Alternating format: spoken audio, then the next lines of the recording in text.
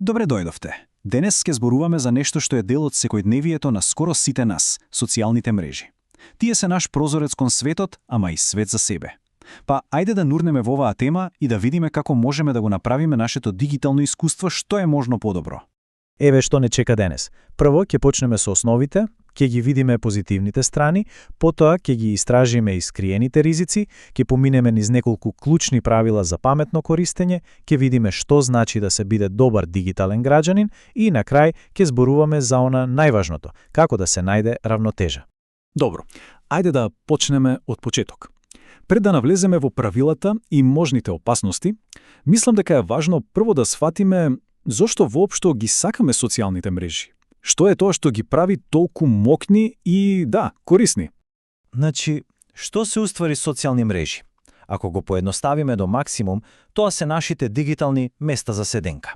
Знаете, платформи како Instagram, TikTok, Facebook, места каде што се поврзуваме, се дружиме и споделуваме делови од нашиот живот со другите. И тука доаѓаме до она главното, неле? Зошто се толку важни? Затоа што не се само за губење време. Тие ни помагаат да останеме во контакт со луѓе што се на другиот крај на светот. Потоа, тука е учењето. Колку пати сме научиле нешто ново од некое видео или туторијал? Огромен плюс е и поддршката. Наоѓаме заедници со луѓе што не разбираат. И секако, креативноста. Простор каде што секој може да покаже својата уметност, музика, што и да е. Добро, ги видовме сите супер работи. Ама, ајде да бидеме реални. Не е се така розово, нели? Важно е да бидеме свесни и за другата страна на приказната.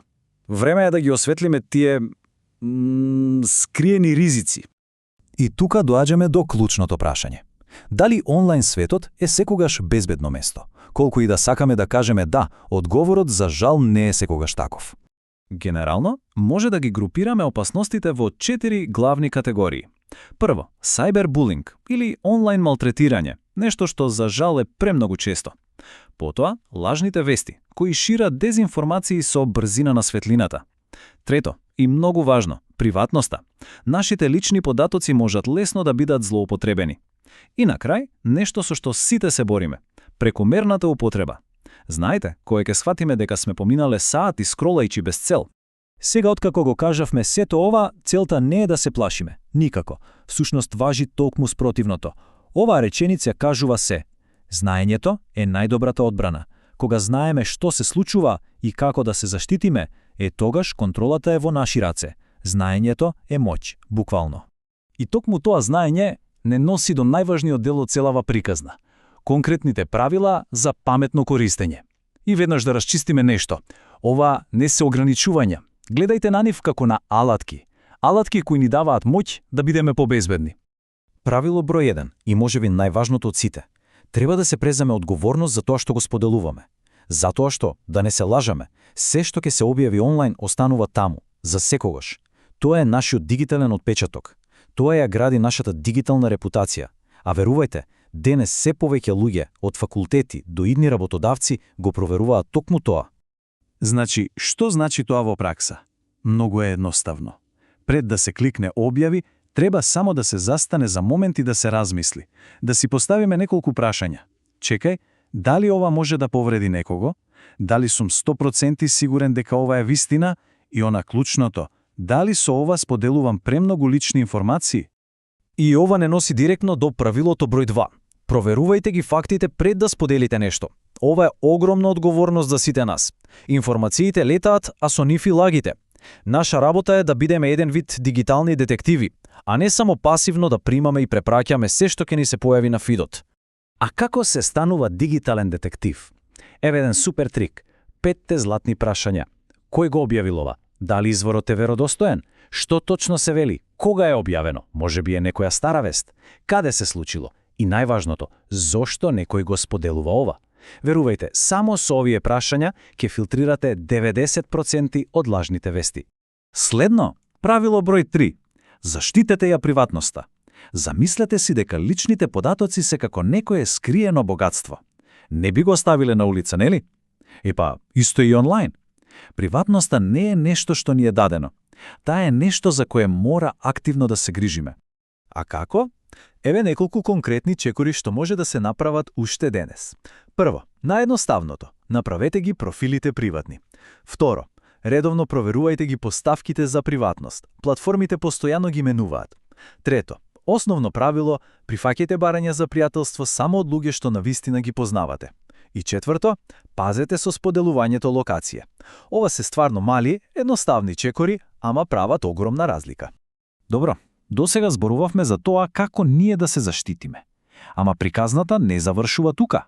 Сега е време да го свртиме погледот кон заедницата. Затоа што едно е да се биде безбеден, а сосема друго е да се придонесе за онлайн светот да биде подобро место за сите. И правилата за ова се всушност многу едноставни. Се сведува на едно нешто. Однесувајте се онлайн исто како што би се однесувале во живо, со почит. Златното правило е, ако не би му го кажале на некого во лице, тогаш немојте да го пишувате ни онлайн. Зборовите имаат огромна моќ. И да, сосема е во ред луѓето да имаат различни мислења. Дискусијата е супер, ама омразата никогаш не е.